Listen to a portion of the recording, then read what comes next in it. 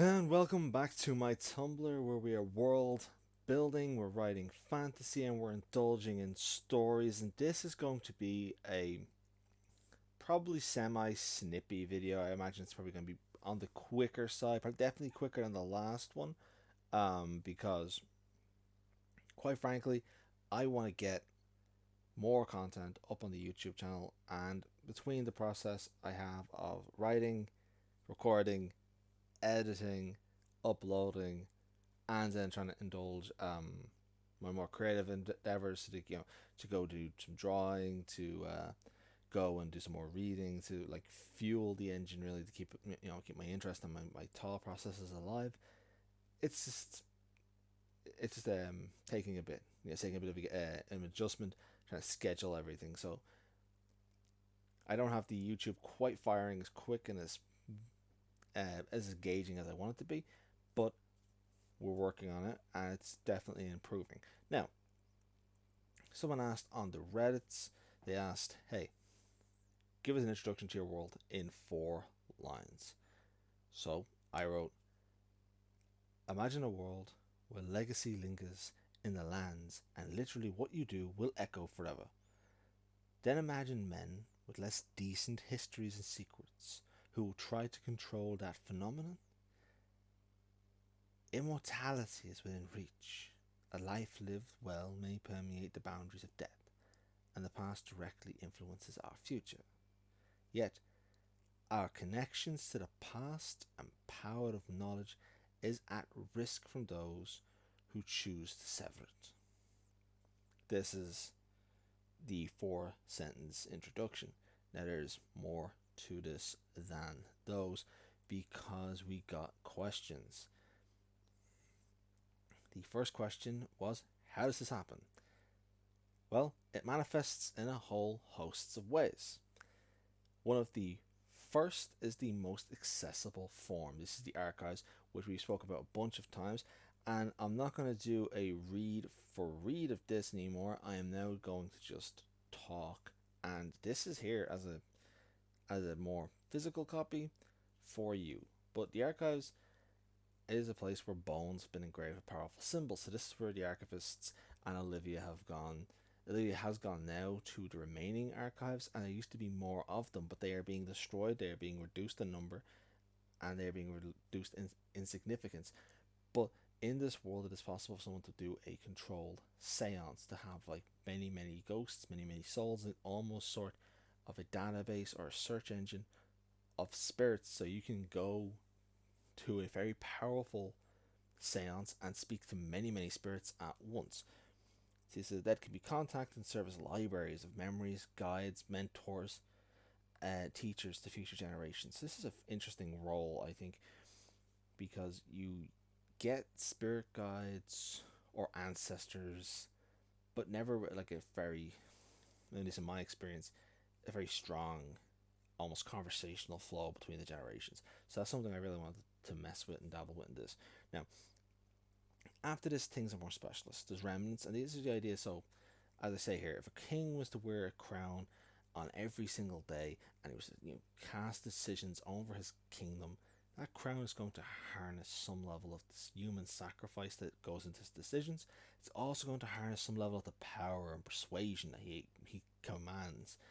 It will become a symbol of power in its own right, and there will be an eminence and an emittance of power from it.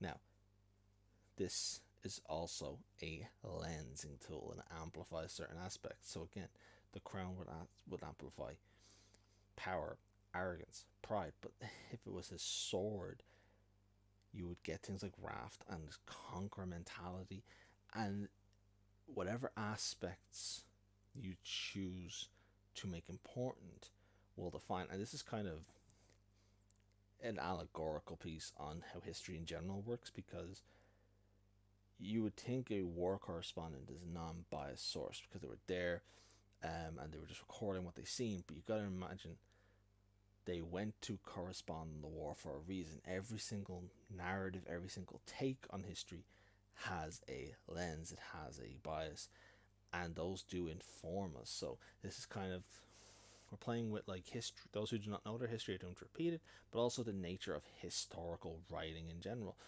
You are always, when documenting the history, writing about history, or even just the discourses about history, are always taking a stance and a perspective, and those do, if they gain traction and influence things, do influence things along those lines. So I was very interested in where this will take us when we get into story writing, because I'm sure there will be characters who.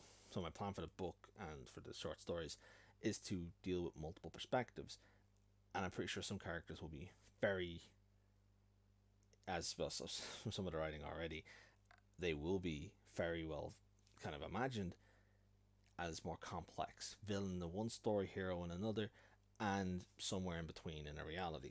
So this brings us to the nature of magic in this world, and that is that rituals create power. So see, again, it was the king was wearing the crown every day, he was using it as a tool of influence and an instant recognition. It becomes almost more powerful than the man. The ritual creates the power. So training every day, going through the motions, harnessing your muscles for a release of energy in a certain way. This is ritual through training, but ritual in general creates power. If you sign 1,000,000 dent orders with the same pen, it will be harnessed. It will harness something. You have committed a lot of acts of power with this item. The first job of any archivist is to understand the person in question. You have to know who you're archiving, because if you don't know who and for what reason, and also sometimes your own perspective, you are going to get an imperfect. And what you tended to get was biased archives that were um, amplified by their own bias, and it was an archiving culture, so they would focus on things like war memorials, and that led to them then informing future generations about war, and specifically things of power, arrogance, racism. So you end up with some of the archives were actually not great. They were not perfect. They were not good archives.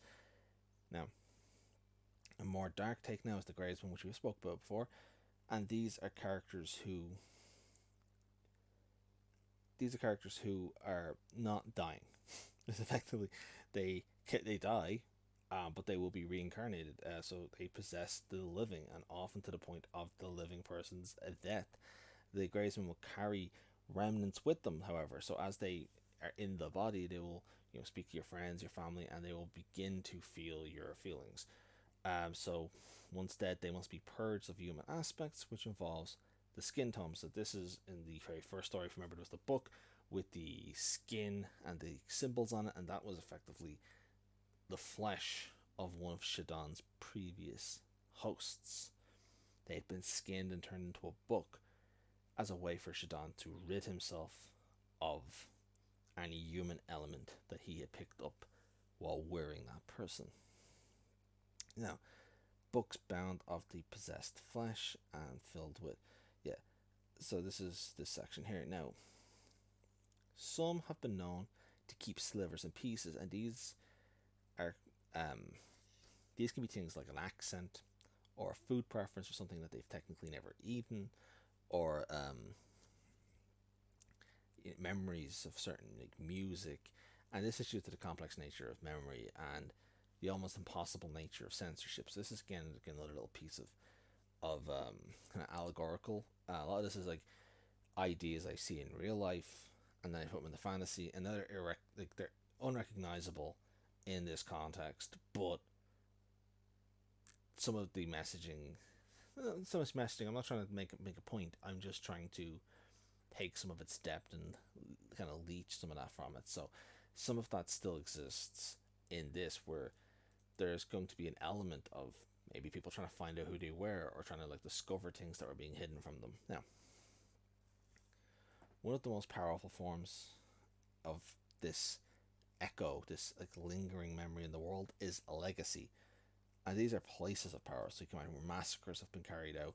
You get that creepy vibe in our own world. You go into a haunted house and you say, oh, some family was killed here, and you feel uncomfortable. Well, this happens in this context. However, this is some people are attuned to it, and some people are not attuned to it. And to ascertain the truth, you have to solve some mysteries, and you have to deal with the suffering anguish of the world. Now, I would recommend going and reading some of this, and I would love some comments, because I've more questions, the better. Now, there is a form of encryption and decryption in this business. There's those who can interpret, and there's those who can actually try and overwrite and prevent you from fully being able to get it, because they're trying to hide and cover certain aspects. So there's a cat and mouse here of truth. Now, another reader then asked, so the world has a physical memory? And I said, effectively, yes. In our world, light travels from everything done. This is our world. This is where me and you live. Stars, long dead, are visible in the sky by the delay of light traveling. All that radiates out could, in theory, be reversed. So imagine if you could just bring the light back, effectively the events could be replayed, and from multiple perspectives. So I wanted to get away from the sci-fi and physics aspect of it because it's complicated, and I wanted to turn it into a fantasy idea. So in this universe, all men are someone's son. All kings have conquest in their past. A tree does not just appear, but must manifest in some way. The world bears these clues, these echoes, these imprints, larger for larger things and more appreciable for things of note. However, there is varying degrees of sensitivity to this, an awareness of the actions of the earth and to the scars and details of it. So, as well as degrees of understanding and awareness, you have this even ability to appreciate it. But then you also have the scale of the acts themselves and the events themselves. So between everything, most people are operating without any awareness to all these clues. But to those who are there, the world does have a memory and a record of what has occurred. But the reading it and preserving it are things one either has a gift to do or is trained to do. Guys, that is it for today. Please, if you've liked the video, do give it a like, and please subscribe. If you want to read more of the Tumblr, I am going to stick the link in the description, and there's a lot more up there. So I would invite you to join me on the Tumblr and leave some notes, leave some comments, and I will get back to you. I'm enjoying engaging with the community. I've so far had more engagement on Reddit, but I do find that the Tumblr is an easier place to store these videos and for just in general archiving. So I will be responding to comments and answering questions, and anything that tends to get the interest of people will be stuff that I will be expanding specifically in the future, and trying to write the short stories around, trying to focus on those being points of interest. So that's all I got time for today, but please hit the video for a like, do subscribe, and if you are interested in reading this on your own, check the description.